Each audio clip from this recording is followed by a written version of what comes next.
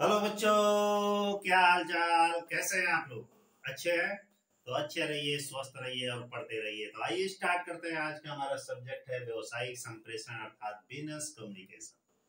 काफी कमेंट आ रहा था आप लोग का कि सर बिजनेस कम्युनिकेशन का वीडियो बनाइए, बिजनेस कम्युनिकेशन का नया लेक्चर डालिए। तो मैंने सोचा कि ठीक है, बिजनेस कम्युनिकेशन को लेक्चर डाला जा रहा है, लेकिन आप लोग उस शेयर नहीं कर रहे हैं क्योंकि उस पर रिस्पांस जिस वीडियो का रहेगा वही वीडियो बनेगा। तो मैं चाहूंगा कि अधिक से अधिक अपने फ्रेंडों में शेयर करें और एक लाइक करना न भूलें। आइए स्टार्ट करते हैं बिजनेस कम्युनिकेशन अर्थात व्यवसायिक संप्रेषण। व्यवसायिक संप्रेषण का आज का जो हमारा टॉपिक है, संप्रेषण में अवरोध। ठीक ना, बैरियर्स फॉर कम्युनिकेशन। क्या है टॉपिक? संप्रेषण में अवरोध। संप्रेषण में अवरोध। सबसे पहले कम्युनिकेशन के बारे में एक बार और चर्चा चलाते हैं। कम्युनिकेशन का मतलब होता है वार्तालाप। किसी भी प्रकार की जब सूचनाओं का आदान प्रदान दो या दो से अधिक व्यक्तियों के मध्य में होता है तो संप्रेषण कहलाता है। ये क्या कहलाता है? कम्युनिकेशन कहलाता है। प्रश्न में इसमें यह है कि अवरोध एक शब्द जुड़ा है। अवरोध का मतलब होता है उसमें कुछ रुकावट, उसमें कुछ बाधा, उसमें कुछ समस्या। जब दो व्यक्तियों के बीच किसी भी प्रकार का संप्रेषण होता है, कम्युनिकेशन होता है, सूचनाओं का आदान प्रदान होता है, तो कभी कभी देखते होंगे कि उसमें कुछ समस्याएं उत्पन्न होती है कि एक कह रहा है तो अगला समझ नहीं पा रहा है, सुन नहीं पा रहा है, देख नहीं पा रहा है, पढ़ नहीं पा रहा है। इस तरह के अनेक प्रकार की समस्याएं होती है। जैसे कि मैं आप कुछ बोला और आपने सुना, मैंने क्लियर बोला तो आपने क्लियर सुना, लेकिन मैं कुछ ऐसा बोलूं कि आप समझ ना पाए, या हो सकता है कि कुछ लिखा गया है वो आप समझ ना पाए। तो अवरोध किसी भी तरीके से होता है। भाषा संबंधी अवरोध हो सकता है, बोलचाल संबंधी अवरोध हो सकता है, लिखावट संबंधी अवरोध हो सकता है, या अन्य किसी भी प्रकार से। देखते होंगे कभी कभी मोबाइल से जब हम फोन मिलाते हैं और करते हैं हेलो, तो उधर से आवाज नहीं आता है, या उधर वाला भी खूब चिल्लाता है कि हेलो हेलो, चिल्लाते हैं और आप भी चिल्लाते हैं ना। आपकी बात वो सुनता है ना उसकी बात आप सुनते हैं, तो यहाँ नेटवर्क प्रॉब्लम हुआ। तो यहाँ अवरोध क्या हुआ? नेटवर्क हुआ। इसी तरह जब कोई सामने बैठा व्यक्ति है, उससे हम कुछ कह रहे हैं, वो लेकिन वो हमारी बात को समझ नहीं पा रहा है, क्लियर जान नहीं पा रहा है कि अगला कहना क्या चाहता है। कुछ लोग ऐसे भी होते हैं, छोटी सी बात को ऐसे घुमा फिरा के ऐसे लंबे पूरे कहानी बनाकर उसके पास प्रस्तुत करते हैं, वो ऐसे ही कंफ्यूज हो जाता है। तो इसे क्या कहा जाता है? अवरोध। जो भी वार्तालाप होती है, कम्युनिकेशन होती है, तो कम्युनिकेशन में किसी भी प्रकार की रुकावट नहीं होनी चाहिए। स्पष्ट और कम से कम शब्दों में उसको प्रेजेंट करना चाहिए ताकि आसानी से वो सुन ले, समझ ले और उस पर प्रत्युत्तर अपना दे सके। तो ये हमारा हुआ संप्रेषण अवरोध। प्रश्न में ये होता है कि जब दो व्यक्तियों के बीच, मान लीजिए कि ये हमारा ए पर्सन है और ये बी पर्सन है, इन दोनों के बीच किसी भी प्रकार का जब कम्युनिकेशन हो रहा है, तो इस कम्युनिकेशन में किस प्रकार के अवरोध उत्पन्न हो सकते हैं। तो हमारा टॉपिक जो है संप्रेषण प्रक्रिया में अवरोध में उत्पत्ति। क्या है? संप्रेषण प्रक्रिया में अवरोध की उत्पत्ति। कौन कौन से अवरोध उत्पन्न होती है? सबसे पहला दिया है सूचनाओं को विकसित होने संबंधी कठिनाई। क्या होता है? सूचनाओं को विकसित होने संबंधी कठिनाई। सूचनाओं को विकसित होने संबंधी कठिनाई। इसका मतलब क्या होता है कि जब इन दो पर्सनों के बीच कम्युनिकेशन होता है, तो या दो से अधिक व्यक्तियों के बीच कम्युनिकेशन होता है, या किसी जन समूह में हमें कम्युनिकेशन करना होता है, हमें कोई भी सूचना फला व्यक्ति के पास, अमुक व्यक्ति के पास, या अमुक जन समुदाय में या कहीं भी प्रस्तुत करना होता है, भेजवाना होता है, तो वहां पे सूचनाओं को डेवलप नहीं किया जाता, अर्थात तो सूचना पहुंचता ही नहीं है, या पहुंचता भी है तो लेट से पहुंचता है, या पहुंचाने वाला सही ढंग से वहां प्रेजेंट नहीं करता है। तो इसे सूचना को विकसित होने संबंधी कठिनाई कहा जाता है। जैसे कि मान लीजिए आप ही लोग का है रिजल्ट निकला, रिजल्ट निकला किसी ऐसे अखबार में प्रकाशित किया गया जो बहुत मार्केट में कम चलता है, अर्थात क्षेत्रीय कोई न्यूज़पेपर्स हो गए।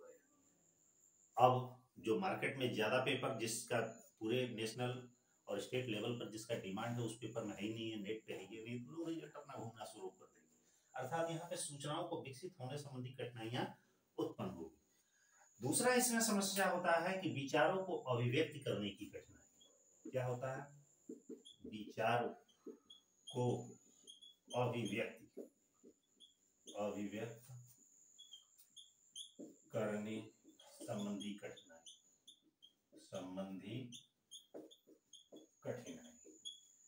विचारों को अभिव्यक्त करने की कठिनाई का मतलब है कि एक व्यक्ति दूसरे व्यक्ति के सम्मुख बात कर रहा है, वो अपने विचारों को अगले के सामने रख रहा है लेकिन रख नहीं पा रहा, अपनी बातों को प्रेजेंट ठीक ढंग से नहीं कर पा रहा।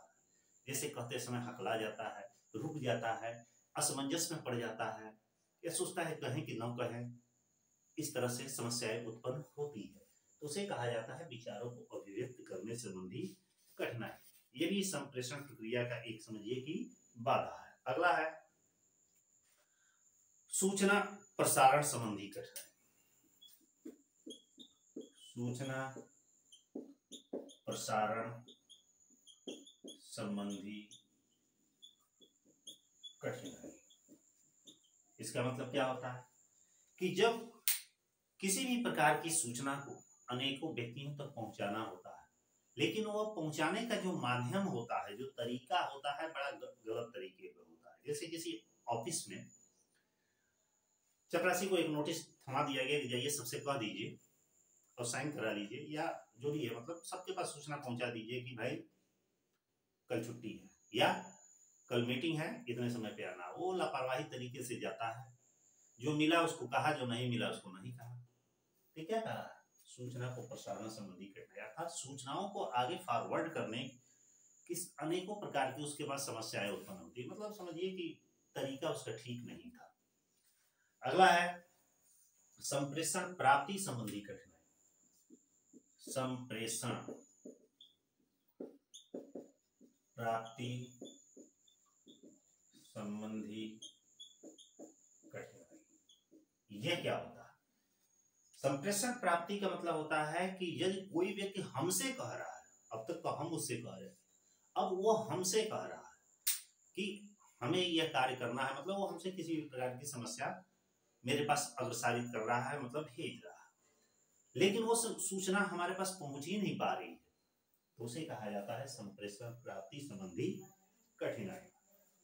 अगला है समस्या की, या संप्रेषण लिख लीजिए, संप्रेषण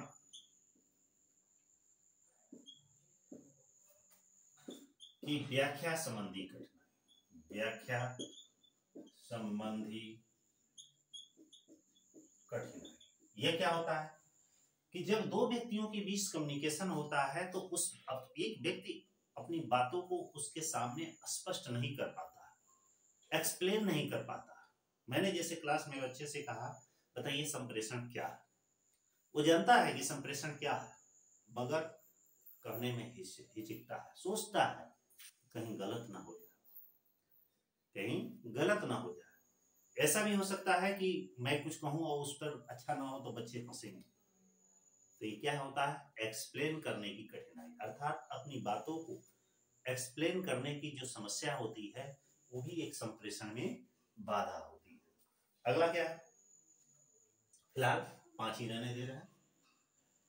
आगे बढ़ते हैं कि संप्रेषण अवरोधों के प्रकार, कि जो संप्रेषण के अवरोध होते हैं, बाधाएं होती हैं, वो कितने टाइप की होती हैं और कैसे कैसे होती हैं, तो इसको मिटाते हैं हम आगे की ओर।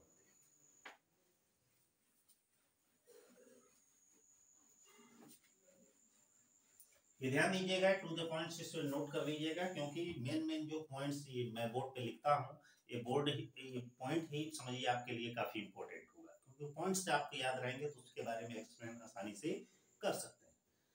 अगला है संप्रेषण में अवरोध के प्रकार। क्या है? संप्रेषण में अवरोध के हम टॉपिक लिख दे रहे हैं यहीं पे, प्रकार।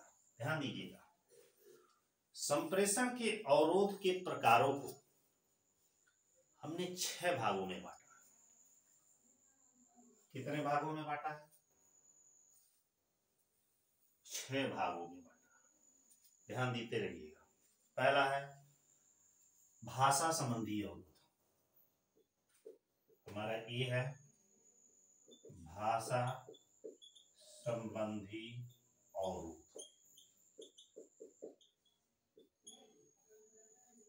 दूसरा हमारा है बी है। बी क्या दिया गया है? संगठनात्मक अवरोध। संगठनात्मक अवरोध, ठीक है। सी हमारा दिया गया है, सी हमारा क्या दिया गया है? भावनात्मक अवरोध।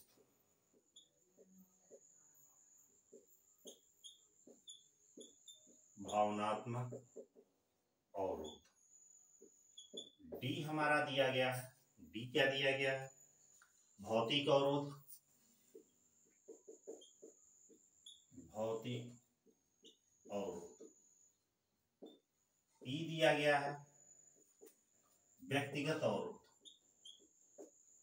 व्यक्तिगत अवरोध। और लास्ट कितना हुआ? 1 2 3 4 5। तो छठवां क्या है? अन्य अवरोध। अन्य अवरोध। ये हमारे अवरोध के प्रकार। समझिए, व्यक्तिगत अवरोध क्या है? पहले यहां से भाषा संबंधी अवरोध, कि जब संप्रेषण में लैंग्वेज की समस्या आती है, भाषा की समस्या आती है। अगला हिंदी जानता नहीं, हम हिंदी में बोल रहे हैं। अगला अंग्रेजी जानता नहीं, हम अंग्रेजी में बोल रहे हैं, पंजाबी में बोल रहे हैं, गुजराती में बोल रहे हैं। इसे भाषा संबंधी अवरोध कहा जाता है। एक संगठनात्मक अवरोध होता है, जो संस्थाओं में होता है, जो इंस्टीट्यूशन में होता है, जो किसी ऑर्गेनाइजेशन में होता है। वहां पर दो व्यक्तियों के बीच कम्युनिकेशन करने में तमाम तरीके, छोटे बड़े या किसी भी प्रकार का या पावर के हिसाब से समस्याएं आती है कि हम क्यों कहें इससे। तो संगठनात्मक अवरोध। भावनात्मक अवरोध में क्या होता है? भावनात्मक मतलब भावनाएं उत्पन्न की जाती है। भावना उत्पन्न करने का मतलब है कि किसी भी प्रकार का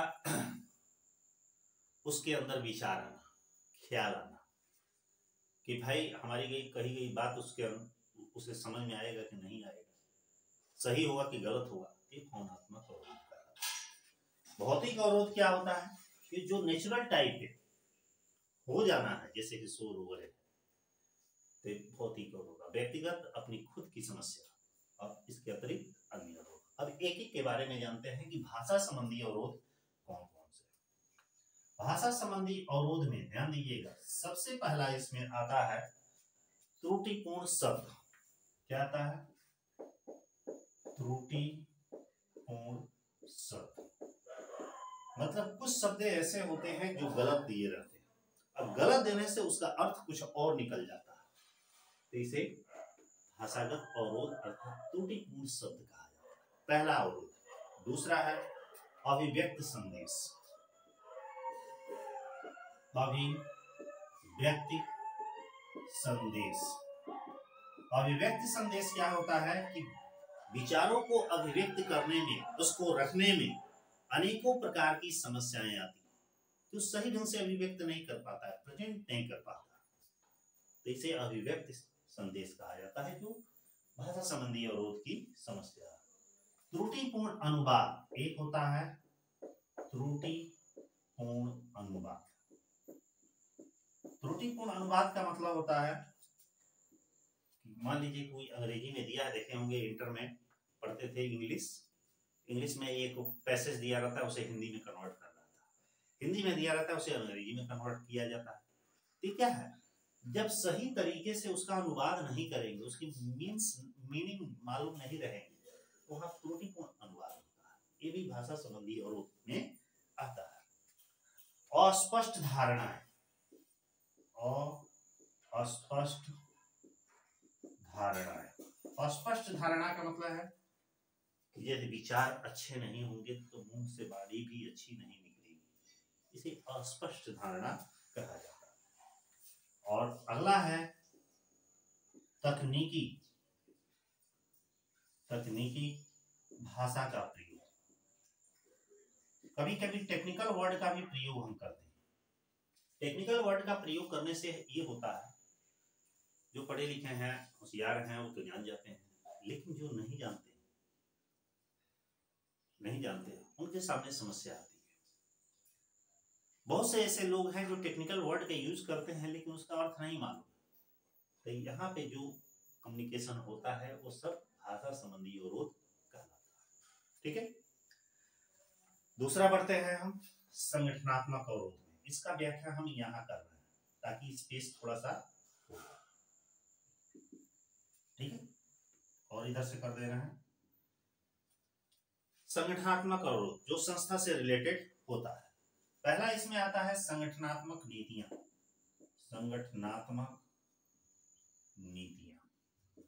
जो संगठनात्मक नीतियां होती हैं, यानी संस्था की जो नीतियां होती हैं, जो उसकी पॉलिसी होती है, कभी कभी इतनी जटिल बनी रहती है कि कोई किसी से कम्युनिकेशन कर ही नहीं सकता। अगला है जटिल संगठनात्मक प्रक्रिया। जटिल संगठनात्मक प्रक्रिया। जटिल संगठनात्मक प्रक्रिया में मतलब कभी कभी संगठन का स्ट्रक्चर कुछ इस ढंग से बना रहता है कि काफी जटिल रहता है।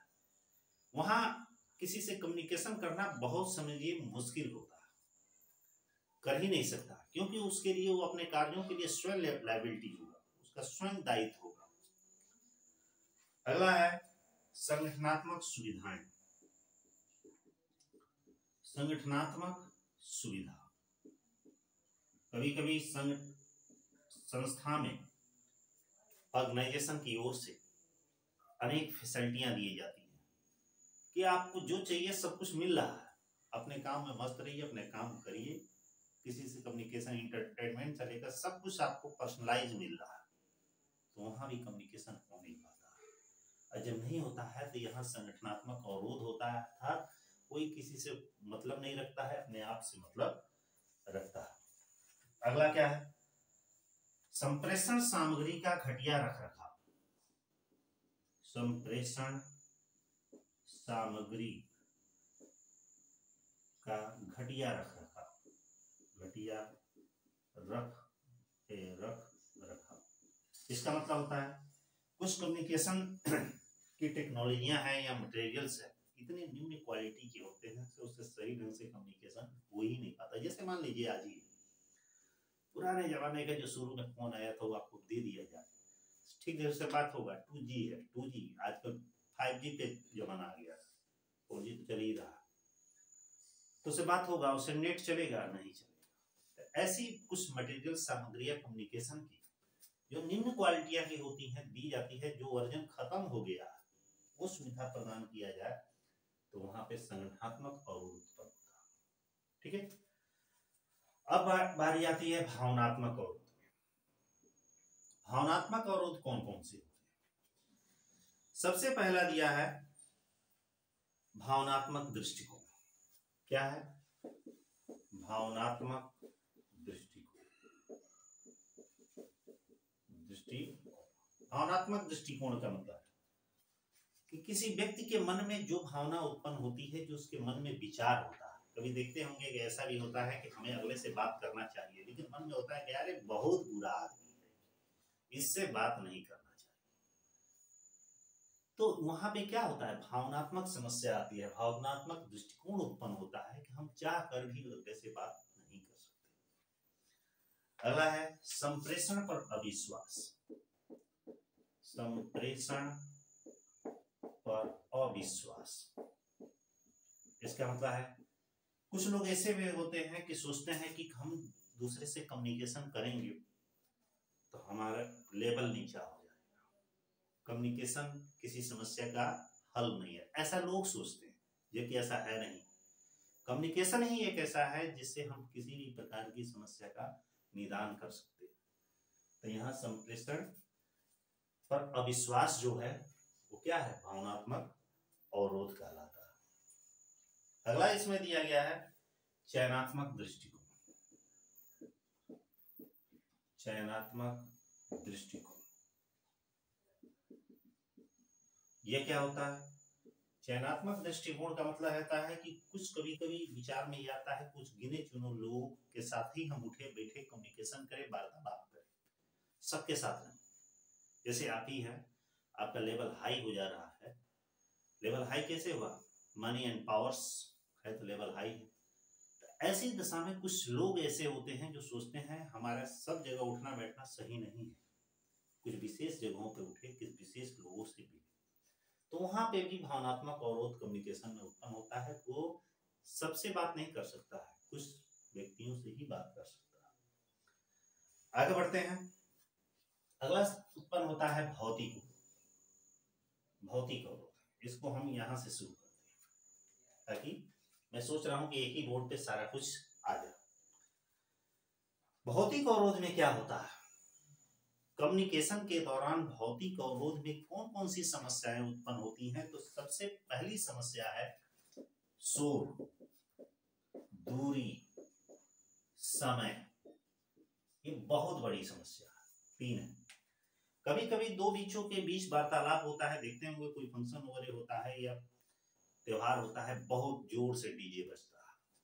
जब जोर से डीजे बजेगा वहां दो व्यक्ति रह के ही आपस में बात नहीं कर पाए, कहीं से फोन आ गया, चिल्लाते रहिए हेलो, तो क्या होगा? वो सुन नहीं पाएगा। तो शोर की वजह से कभी कभी डिस्टेंस ज्यादा रहता है, वो है वो इतनी दूरी पर 100 मीटर की दूरी पे, हम यहाँ है, यहाँ से चिल्ला रहे हैं फला। इसकी वजह से कभी समय के अभाव में भी कि समय नहीं रहता है कि हम वार्तालाप नहीं कर सकते। तो ये है भौतिक अवरोध अर्थात कम्युनिकेशन की समस्या जो कम्युनिकेशन करने के दौरान उत्पन्न होती है। इस वजह से भी सही ढंग से कम्युनिकेशन नहीं हो पाता। एक होता है साहित्यिक विस्फोट।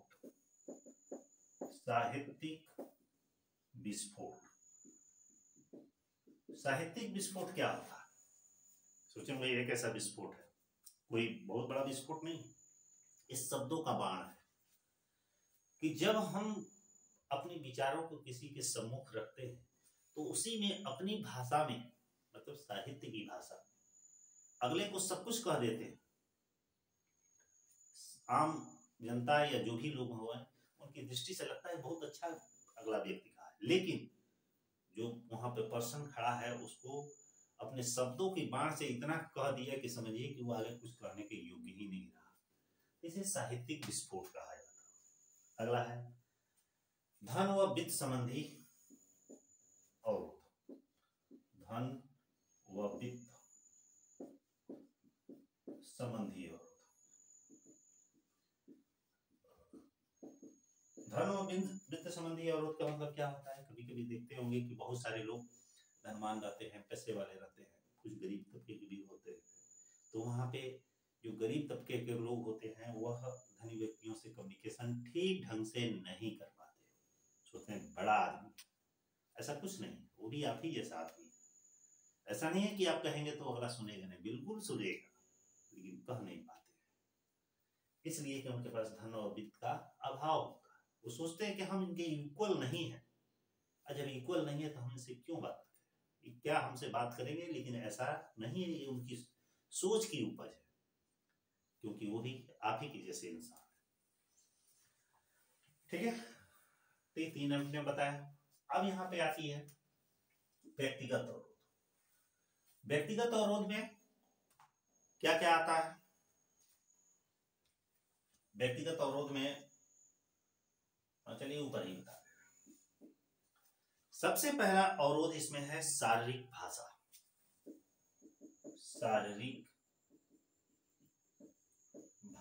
शारीरिक भाषा क्या होता है? शारीरिक भाषा क्या होता है? शरीर की भाषा। कभी कभी कुछ लोग ऐसे होते हैं, इतने बॉडी बिल्डर होते हैं कि पूछिए मत, उनसे लगता है कि कितने खतरनाक है, जबकि ऐसे होते नहीं। कुछ ऐसे दुबले पुतले होते हैं, लेकिन उनका स्वभाव इतना क्रूर होता है, ऑडियलिटी उनका होता है कि लगता है कि इसे बातें करना बेकार। कुछ ऐसे भी होते हैं कि बहुत मधुर वाणी बोलते हैं, लोग सोचते हैं इनसे बात करना चाहिए। कुछ ऐसे भी होते हैं उनका बोल ही समझिए तीर की तरह होता है, तो शारीरिक भाषा कहलाता है। कुछ ऐसे भी होते हैं उसमें ऐसे बुलाते हैं, कुछ ऐसे इंडिकेट करते हैं, मतलब वो बोलना कम पसंद करते हैं, मुंडी ज्यादा हिलाना पसंद करते हैं, तो शारीरिक भाषा कहलाता है। ये भी उसमें अवरोध का माध्यम है। पता नहीं ऐसे मुंडी हिलाया, पता नहीं हाँ हुआ कि ना हुआ, कौन जानता है। अगला इसमें है व्यवहार, और समस्या इसमें क्या है? व्यवहार, डर, क्या है? व्यक्तिगत अवरोध की समस्या है। अगला है प्रेरणा का अभाव आ जाएगा। इसमें क्या आता है? प्रेरणा का अभाव, ये भी व्यक्तिगत अवरोध की श्रेणी में आता है, ठीक ना। समयाभाव भी आता है। समयाभाव का मतलब है कभी कभी समय के अभाव से भी कम्युनिकेशन ठीक ढंग से नहीं हो पाता। अब आगे बढ़ते हैं अन्य अवरोध। अन्य अवरोध में कौन कौन सी समस्याएं उत्पन्न होती? आधुनिक यंत्र व साधन। पहली समस्या है आधुनिक यंत्र व साधन। आधुनिक यंत्र व साधन का मतलब ये होता है कभी कभी नई टेक्नोलॉजी हम लाते हैं तो हम उसी से ना बात कर सकते हैं जिसके पास नई टेक्नोलॉजी है। जिसके पास है ये नहीं है, जैसे मान लीजिए मैंने मोबाइल लिया तो मैं उसी के पास बात करूंगा जिसके पास में मोबाइल होगा। जिसके पास होगा ही नहीं उससे हम कैसे बात कर सकते हैं? तो आधुनिक यंत्र व साधन भी एक अवरोध का समझिए जरिया है। अगले के पास है तो ठीक, तब तो सही, नहीं है तो समस्या उत्पन्न होगी। अगला है सामाजिक व सांस्कृतिक पृष्ठभूमि। सामाजिक व सांस्कृतिक पृष्ठभूमि। सामाजिक व सांस्कृतिक पृष्ठभूमि का मतलब होता है कि कभी सामाजिक जो हमारी पृष्ठभूमि होती है, बैकग्राउंड होता है, या कल्चर जो हमारा होता है, या सोशल जो मोरल होता है, उसके वजह से भी कम्युनिकेशन में अवरोध होता है कि हम जिस समाज में रहते हैं और अगला जो व्यक्ति मिला है वो हमारे समाज का नहीं है, तो वहां पे वो कम्युनिकेशन उस तरह नहीं हो पाता है जिस तरह कम्युनिकेशन होना चाहिए। अगला है शासकीय प्रकाशन संबंधी भाषा। शासकीय प्रकाशन,